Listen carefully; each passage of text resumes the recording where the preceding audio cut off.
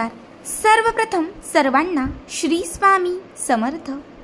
स्वामी तुम्हा सर्वांच्या सर्व इच्छा पूर्ण करोत एवढीच स्वामींच्या चरणी प्रार्थना करते आणि तुम्हा सर्वांचं आपल्या या यूट्यूब चॅनलवरती मी मनापासून स्वागत करते। भक्तांनो, बघा 3 ऑक्टोबर गुरुवार म्हणजे कालपासून शारदीय नवरात्री उत्सवाची सुरुवात ही झालेली आहे।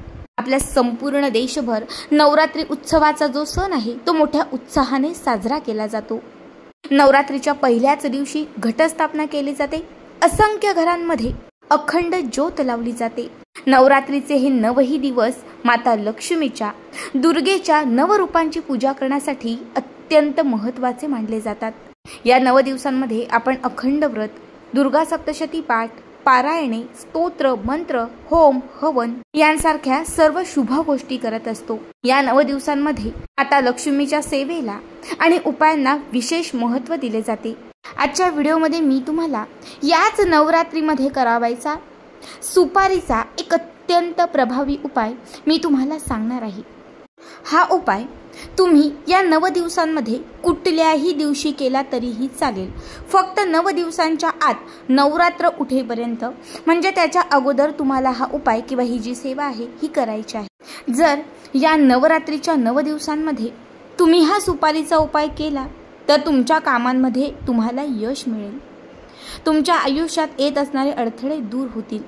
जीवनातील सर्व अडचणी दूर होऊन घरात अखंड लक्ष्मी प्राप्ती होईल।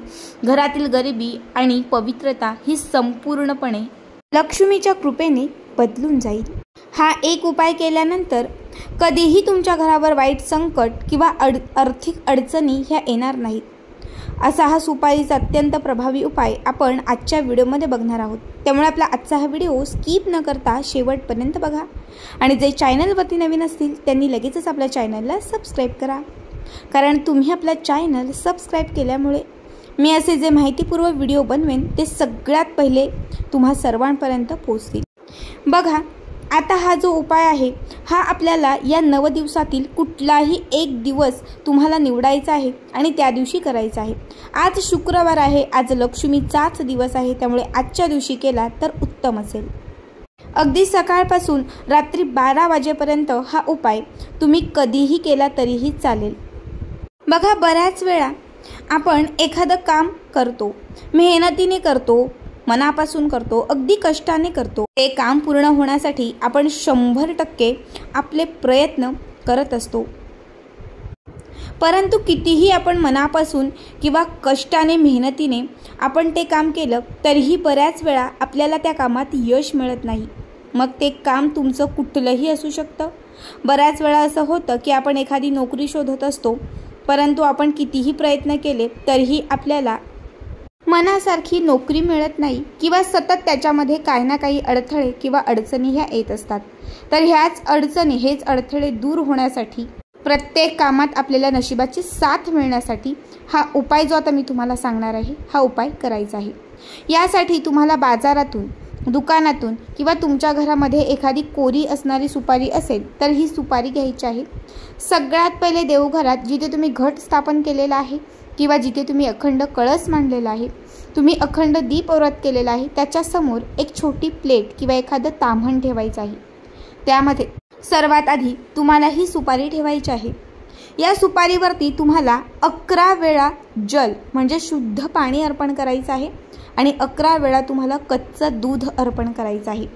त्यानंतर पुन्हा एक पळी पाणी घालायचं, या सुपारीला छान अभिषेक घालायचा। प्रत्येक वेळी सुपारीवरती पाणी किंवा दूध घालत असताना माता लक्ष्मीचं स्मरण करायचं। त्यानंतर ही सुपारी स्वच्छ एका कापडाने पुसून घ्यायची। नंतर आपल्या देवघरामध्ये एक लाल रंगाचं वस्त्र ठेवायचं आणि त्या लाल रंगाच्या वस्त्रावरती ही सुपारी ठेवून द्यायची। सुपारीला थोडंसं गंध लावायचं, सुपारीवरती थोडीशी हळद अर्पण करायची, थोडेसे तुम्हाला याच्यावरती कुंकू अर्पण करायचं आहे, थोड्याशा अक्षदा अर्पण करायच्या आहेत। त्यानंतर अख्ख्या फूलवाल्या असणाऱ्या 7 लवंगा घ्यायच्या आहेत। प्रत्येक लवंग उजव्या हातामध्ये घेऊन महाकाली स्तोत्र किंवा सिद्ध कुंचिका स्तोत्र म्हणायचं आहे। हे स्तोत्र म्हणून हे लवंग त्या सुपारीवरती ठेवायचं। पुन्हा दुसरं लवंग घ्यायचं, पुन्हा सिद्ध कुंचिका स्तोत्र किंवा महाकाली स्तोत्र म्हणायचं। आपली इच्छा त्या लवंगामध्ये सांगायची आणि पुन्हा ही लवंग त्या सुपारीच्या समोर किंवा सुपारीवरती अर्पण करायची। अशा घेतलेल्या संपूर्ण 7च्या 7ही लवंग एक एक करत अभिमंत्रित करत त्या सुपारीवरती ठेवायच्या आहेत। त्यानंतर या सुपारीला तुम्हाला धूप आणि दीप दाखवायचा आहे। आता ज्या दिवसापासून तुम्ही हा उपाय कराल किंवा सेवा कराल, जर तुम्ही आज हा व्हिडिओ बघितला, आज हा उपाय केलाय, उद्या हा व्हिडिओ बघितला, तुम्ही जर उद्याही सेवा केली, ज्या दिवसापासून तुम्ही हा उपाय किंवा सेवा कराल, लक्षात ठेवा तिथून नवरात्र संपेपर्यंत, तुमचे घट उठेपर्यंत कंटिन्यू ही सुपारी आणि त्या लवंगा तुम्हाला त्या कापडावरती तिथेच त्याच पद्धतीने ठेवायच्या आहेत। फक्त दररोज आपल्याला त्याला धूप दीप दाखवायचं आहे, थोडं हळदी कुंकू अर्पण करून दररोज आपल्याला त्या सुपारीची पूजा करायची आहे। संपूर्ण दिवस जे आहेत हे पूर्ण झाले की त्यानंतर ही सुपारी त्या कापडामध्ये घट्ट बांधून घ्यायची, त्यामध्ये त्या लवंगा ज्या आहेत त्या देखील बांधायच्या आणि त्याच्यानंतर ही जी सुपारी आणि लवंगांची पोटली तयार होईल ही आपल्या पैशांच्या कपाटात ठेवून द्यायची। जिथे तुम्ही पैसे ठेवता किंवा जिथे तुम्ही सोनं वगैरे ठेवता त्या कपाटात ही पोटली ठेवायची। किंवा मग जेव्हा तुम्ही घराच्या बाहेर पडत असाल, एखादी महत्त्वाची एक्झाम असेल, एखादा महत्त्वाचा इंटरव्ह्यू असेल, काही मुलगी पाहण्याचा कार्यक्रम असेल किंवा असा काही तुमच्या आयुष्यामध्ये क्षण असेल ज्यात तुम्हाला 100% यश हवं आहे, तुम्हाला त्या प्रत्येक गोष्टीत होकार हवा आहे, तर त्यावेळेस ही सुपारी आणि त्या लवंगा त्या कापडासकट आपल्या खिशात किंवा आपल्या पर्समध्येही तुम्ही ठेवू शकता। बघा, या उपायाने तुमच्या कामातील अडथळे तर दूर होतीलच, संकटही नष्ट होतील, तुमच्या सर्व इच्छा ज्या आहेत त्या पूर्ण होतील आणि आई भगवतीची अखंड स्वरूपाने जी कृपा आहे ती तुमच्यावरती राहील।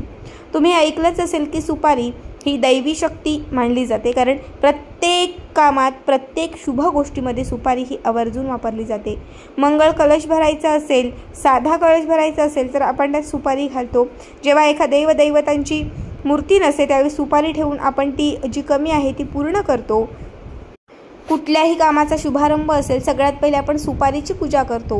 म्हणजे सुपारी ही हिंदू संस्कृतीमध्ये, शास्त्रामध्ये खूप महत्त्वाची आहे।